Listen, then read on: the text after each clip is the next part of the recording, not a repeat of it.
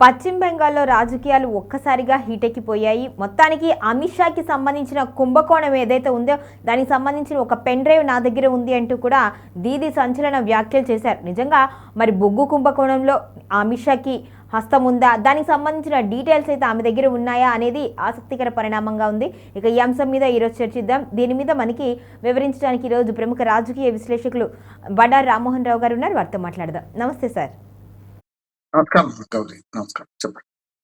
దీది వ్యాఖ్యలు చూసుకుంటే pen drive నా దగ్గర ఉంది, నా ప్రభుత్వం జోలికి వచ్చి ఏదైనా ఇబ్బంది పెడితే మాత్రం ఖచ్చితంగా పెన్ డ్రైవ్ బయట పెడతాను ఉంటుంది. మరి నిజంగా ఆమె దగ్గర పెన్ డ్రైవ్ ఉంది అనుకోవాలా, లేదంటే సార్ నేపథ్యంలో ఆవిడ ఇలాంటి వ్యాఖ్యలు చేస్తుంది అనుకోవాలా సార్? గౌరీ, మీకు ఓల్గా న్యూస్ ప్రేక్షకులు నమస్కారం. గత వారం రోజులుగా చూస్తున్నాం, ముందు కూడా ఉన్నది. సార్ మీద బాగా పెద్ద ఎత్తున ఉద్యమించడం, ఆ తర్వాత మొన్నటికి మొన్న ఈడీ ఐపాక్ ఆఫీసు మీద దాడి చేయడం, ప్రతీక్ జైన్ ఆఫీస్ మీద దాడి చేయడంతో స్వయంగానే ఆమె ముఖ్యమంత్రి హోదాలో కాదు, అధ్యక్షురాలు టీఎంసీ అధ్యక్షురాలు హోదాలో వెళ్ళినా సరే, ఏదైనా ముఖ్యమంత్రి వేరు ఒకే మనిషి కదా, రెండు పాత్రలు ఆమెయే కదా.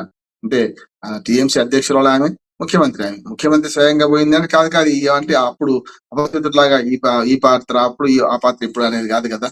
మనం చూస్తున్నాం కదా, ఒక సినిమా ఉంది, విక్రమ్ సినిమా ఉండే కదా, అపరిచితులాగా ఇటుపక్క అటుపక్క రెండు వేరు వేరు పాత్రలు వేసినట్టు, ఒకసారి మంచి బాలుడు ఒకసారి దుర్మార్గుడు అన్నట్టు ఇట్లా కాదు కదా. ఆమె వెళ్ళింది, పెద్ద ఎత్తున అడ్డుకున్నది, ఒక ఆకుపచ్చ ఫైల్ తీసుకొచ్చుకుని అందరికి చూపిస్తూ నా ఫైల్ నేను తీసుకుపోతున్నా అన్నది. నన్ను బదనాం చేయడానికి, ముఖ్యంగా మా పార్టీ వ్యూహాన్ని, మా పార్టీ అభ్యర్థులు ఎవరు అవుతారో వాళ్ళ పేర్లు బయట పెట్టడానికి అన్నది. ఎవరైతే నీ బహిరంగంగా అభ్యర్థులు అంటే బహిరంగ నిలబడతారు కదా. రేపు పొద్దున ఏ పార్లమెంట్ సీట్ నుంచి, ఏ అసెంబ్లీ సీట్ నుంచి ఎవరు నిలబడతారో వాళ్ళు ప్రకటించకుండా అయితే లిస్ట్ అయితే ఉన్నది కదా. దానివల్ల ఏమవుతుంది, ఎదుటివాడికి నష్టం ఏం లేదు. మరి దానికి తగ్గట్టు వాళ్ళ అభ్యర్థి నిలబెడతారు గట్టిగా, అంతే కదా. కనుక అదేదో రహస్యాలు తీసుకుపోయిన రహస్యాలు అంతా కూడా ఆర్థిక అంశాలని నేను అనుకుంటున్నాను. నెంబర్ 1. రెండోది ఏంటంటే, ఇప్పుడు బ్లాక్ మెయిల్ రాజకీయమే కదా.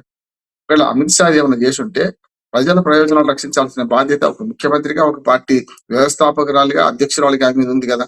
అమిత్ షా పెన్ డ్రైవ్ నా దగ్గర ఉందంటే నేను దేశే మనిషిని కాదు అన్నట్టే ఉంటది. నిజంగానే బయట పెడితే ప్రజల డబ్బు కనుక దుర్వినియోగం చేసి ఉంటే అమిత్ షా శిక్షించాల్సిందే కదా. మీ పార్టీ వాడు కాదు, ప్రత్యర్థి పార్టీ వాడు, గట్టిగా పోటీ ఇస్తున్న వాళ్ళు. బీజేపీ మీకు ప్రధాన శత్రువు, కమ్యూనిస్ట్ లేరు, కాంగ్రెస్ వాళ్ళు లేరు అక్కడ. మీరే కదా, మీరు తలపడుతుంది. ఒక అమిత్ షా కేంద్ర హోంమంత్రి, సాక్షాత్తు యూనియన్ మినిస్టరు, హోంమంత్రి, ఆయన పెన్ డ్రైవ్ మీ దగ్గర ఉంది. బొగ్గు శాఖలో కుంభకోణం చేశారని మీరు అంటున్నారు కదా, మీరే చేశారు.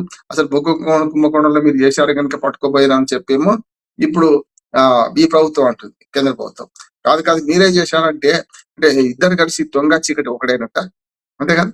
ఒకటి చేశారంటే మీ దగ్గర పెన్ డ్రైవ్ ఉండింటే వెంటనే బయట పెట్టాలి కదా. ఎందుకు ఇంకా ఆలస్యం అంటున్నాక, ప్రజా ప్రయోజనాలు కాంక్షిస్తే మమతా బెనర్జీ వెంటనే అమిత్ షా మీద ఆరోపణలు రుజువు చేసి ఏవైనా ఆధారం, పెన్ డ్రైవ్ కావచ్చు, కాగితం కావచ్చు, పెన్ను కావచ్చు, కలం కావచ్చు, ఏదైనా కావచ్చు, పెన్సిల్ కావచ్చు, బయట పెట్టాలి కదా అంటున్నాడు. బయట పెట్టకుండా ఉంటున్నానంటే నా గుట్టు నువ్వు విప్పకు, నీ గుట్టు నేను విప్పను అన్నట్టు కదా. వాళ్ళిద్దరు కాంప్రమైజ్ అవుతున్నట్టు లెక్క. నీ పెన్ డ్రైవ్ బయట పెట్టను, నీకు కావాలంటే బయట పెట్టగలుగుతాను అనే మాట మాట్లాడుతుందంటే, నా తెరువు నువ్వు రాకు, నీ తెరువు నేను రానట్టే కదా. నా జోలికి నువ్వు రావద్దు, నీ జోలికి నేను రానని వాళ్ళు కాంప్రమైజ్ అయితే ప్రజలు చూస్తున్నారు కదా. అంటే చీకటి ఒప్పందం అవుతుంది అంటున్నాడు. మమతా బెనర్జీ ఈ మాట అన్నదంటే తను పోయి తనే అవుతున్నట్టు లెక్క. ప్రజల్లో చురుకనైపోద్ది అంటున్నాడు. దమ్ముంటే బయట పెట్టాలి, అమిత్ షాని జైలు పంపిద్దాం, నష్టం ఉంది. అమిత్ షా చేసిన పని ప్రజాకోర్టులో నిలబడదాం. సరే, వాళ్ళు అమిత్ షా సాక్షాత్ హోమ్ మినిస్టర్ కనుక ఆయన పంపించలేకపోవచ్చు. మీరు బొగ్గు కుంభకోణంలో అమిత్ షా పాత్ర ఉందంటే మీ పోలీసులు ఉన్నారు కదా, మనం చూసా కదా. అక్కడ ఈడీ వస్తే ఈడీకి వ్యతిరేకంగా పోలీసులు వచ్చి నేను రక్షించుకున్నారు. అదే కదా ఈడీ కేసు పెట్టింది. స్థానిక పోలీసులు వచ్చి మమ్మల్ని అడ్డుకున్నారు, సాక్షాత్తు మమతా బెనర్జీ ముఖ్యమంత్రి అడ్డుకున్నారు కనుక వాళ్ళ మీద కేసు ఫైల్ చేయండి అని హైకోర్టు మొరబెట్టుకుంది. ఈడీ అధికారులే కదా. ఈడీ అధికారులను కొట్టేంత పని చేసింది కదా మీరు.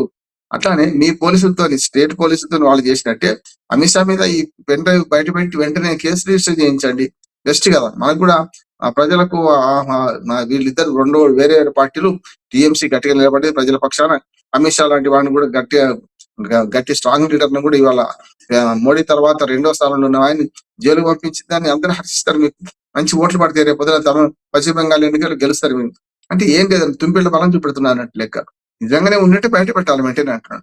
బయట పెట్టకపోతే మీరిద్దరు దొంగ చీకటి ఒకటైనట్టు, రాత్రిపూట కలయికలు అన్నట్టు. నేను ఆడమ్మ గంటలేని ఒక 2 పార్టీల నాయకులు కనుక మీరు అట్లా మీరు కాంప్రమైజ్ అయిపోయి ప్రజలను మోసం చేస్తున్నట్టు అవుతుంది కదా అంటున్నాను. నిజంగా బయట పెట్టాల్సిందే. ప్రజలు అడుగుతున్నారు, లేకపోతే మీడియా అడుగుతుంది, మనం అందరం అడుగుతా ఉంటున్నాం. బయట పెట్టకుండా పెన్ డ్రైవ్ ఉంది అని బెదిరించడం అంటే ఇది ఒక పూచి చూపించి అంటే ఒక బ్లాక్ మెయిల్ రాజకీయాలు అంటున్నాను. బ్లాక్ మెయిల్ రాజకీయాలు చెల్లవు. ఒకవేళ అమిత్ షా కనుక తలుచుకుంటే ఈ పెన్ డ్రైవ్ బయట పెట్టామా, నువ్వు అనవసరంగా ఆరోపణ చేసినావు కదా, నన్ను బ్లాక్ మెయిల్ చేస్తున్నావు, కేసు పెట్టవచ్చు ఆయన కూడా. ఆయన అన్నాడు. ఎందుకు అన్నాడు? రాజకీయ ఆరోపణలు ఇట్లాగే ఉండాలి, ఆమె ఎట్లాగ బయటపడ్డది అంటే ఈయన తప్పులు ఆమె బయటపడ్డది, ఆమె తప్పులు ఈయన బయట పెట్టాడు అన్నట్టే కదా. ఇద్దరు ప్రజలను వంచిస్తున్నట్లే. నేను మొదటి నుంచి చెప్తున్నా, రాజకీయాల్లో ఏదైతే ఈ తోడేళ్ల పోరాటం ఎవరి కోసం అంటే ఈ ప్రజలను తినడం కోసం. తోడేళ్ల పోరాటం ఎవరి కోసం అంటే ఆ మేకల మందని ఎవరు తిందామనే పోటీ తప్ప ఏం లేదు. ఈ మేకల మందలాగా మనం చప్పట్లు కొడుతున్నాం. మమతా బెనర్జీ కొందరు, ఇటు పక్కన అమిత్ షా కొందరు, ఇప్పుడు బీజేపీ కొందరు, తృణమూల్ కాంగ్రెస్ కొందరు, ఇట్లా చప్పట్లు కొడుతూ తిరుగుతున్నారు. ఇదేమో చివరికి ఏంటంటే తమను ఎవరు పంచుకుందాం, తమను తినడానికి ఎవరిని పంచుకుందాం అనే మాటనే రాజకీయ పక్షాలు చేస్తున్నట్టు లెక్క. ఇప్పటికైనా సరే దీదీ వర్సెస్ మన మోదీ, దీదీ వర్సెస్ మోదీ అంటాం మనం. ఏం జరుగుతుందో చూస్తున్నాం మనం. మోదీ గారు కూడా ఎలక్షన్స్ దగ్గరకు వస్తున్నాయి కనుక పెద్ద ఎత్తున ఇప్పుడు అమిత్ షా అయితే 2-3 రాష్ట్రాలు పంచేసుకున్నారు. నిన్న కేరళ పోయి లుంగి కట్టిండు. మన కేరళ సాంప్రదాయ దుస్తులు వేసుకొని అక్కడ ప్రసంగించారు. ఇక్కడికి వస్తే నేను నేను బెంగాలీ వాళ్లకు న్యాయం చేస్తా అంటాడు. అంటే 4 రాష్ట్రాల్లో ఎన్నికలు జరుగుతున్నాయి. పుదుచ్చేరి, కేరళ, తమిళనాడు, అట్లాగే పశ్చిమ బెంగాల్. ఈ ఎన్నికల రాజకీయాల్లో అందరూ ఒకటే, అందరూ తోడు దొంగలే. అన్ని పార్టీలు ఒకే తాను ముక్కలు, రంగులు వేరంతే. అంటే బట్ట అంతే, అట్లాగే నాణ్యత అట్లాగే ఉంటది. కనుక చిరిగిపోయే బట్ట అనేది ప్రజలు గమనించాలి. ఒకే తాను ముక్కలైన అన్ని పార్టీలు ఇవాళ వాళ్ళ రాజకీయ ప్రయోజనాల కోసం ఒకరినొకరు బ్లాక్ మెయిల్ చేసుకుంటూ మీ పెన్ డ్రైవ్ నేను బయటపడతా అంటది, మీ కుంభకోణం, రాజకీయ కుంభకోణం, ఆర్థిక కుంభకోణం నేను బయటపడతా అని ఇటు షా అంటుంటారు. మధ్యాహ్నం ప్రజలు బకరాలు అవుతున్నారు. ప్రజలు ఆ దిక్కుతోచిన పరిస్థితి ఉన్నది కనుక ఇటువంటి ఆరోపణలు చేసినప్పుడు ప్రజల పక్షాన్ని నిలబడితే మమతా బెనర్జీ మనందరూ డిమాండ్ చేయాల్సిందే. అమిత్ షా ఏమైనా తప్పు చేసి ఉంటే ఆ పెన్ డ్రైవ్ బయట పెట్టండి, జైలుకు పంపుతామంటున్నాను. Okay. Okay, right sir. Thank you so much.